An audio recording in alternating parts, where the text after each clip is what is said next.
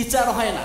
আমাদের এই 33 নং ওয়ার্ডের ভিতরে আমার জানা মতে প্রায় গত আজ থেকে 10 বছর আগের ঘটনা বলি, কমপক্ষে 10 জন হত্যা হয়েছে। আমি আপনাকে নাম বলে বলতে পারবো, কিন্তু এদের পরিপূর্ণ বিচার হয় নাই। হত্যাকারী এখনো হেঁটে বেড়ায় বুক ফুলিয়ে, কারণ ও জানে আমার ক্ষমতা আছে, আমার পাওয়ার আছে, আমার দাদা আছে, আমার বাবা আছে, ওর টাকার জোর হলেও আমি বেঁচে যাব, এই ভয়ে সে খুন করতেও দ্বিধা করে না।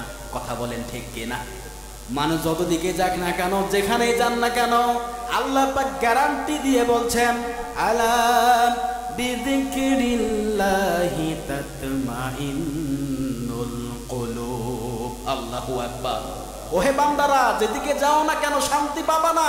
আলা বিযিকরিল্লাহ, আমার আদেশ মেনে নাও, আমার কোরআন মেনে নাও, কোরআনের বিধান মেনে নাও, কোরআনকে জীবনের সংবিধান হিসেবে মেনে নাও, তাহলে আমি রব্বুল আলামিন তোমাদেরকে শান্তি দান করব। আল্লাহু আকবার। আলা বিযিকরিল্লাহ, এখানে জিকির অর্থ বিধান।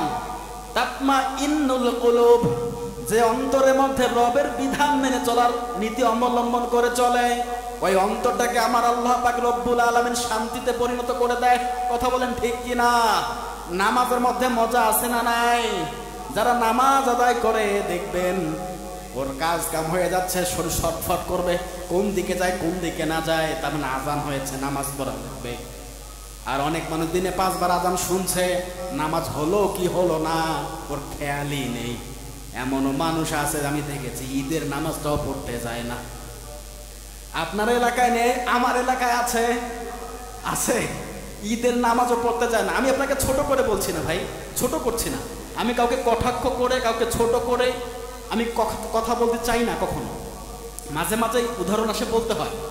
আমি জানি আপনারা কষ্ট পান, অনেক সময় আপনাদের বিরুদ্ধে চলে যায়। আল্লাহর কসম, আমি কথা বলি রবকে সন্তুষ্ট করার জন্য, আল্লাহ পাকের হুকুম মানার জন্য আমি কথাগুলো বলি। আপনাকে কষ্ট দেওয়ার বিন্দু মাত্র ইচ্ছা আমার নেই। আপনাকে কটাক্ষ করা, আপনাকে ছোট করা, আপনাকে অপমানিত করার এতটুকু ইচ্ছা আমার নেই। আল্লাহর কসম করে বলছি।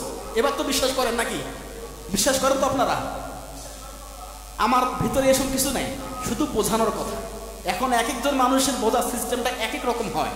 কেউ রাগ দেখিয়ে বোঝায়, কেউ বা নরম গলায় বোঝায়, কেউ বা কখনো নরম আবার কখনো গরম।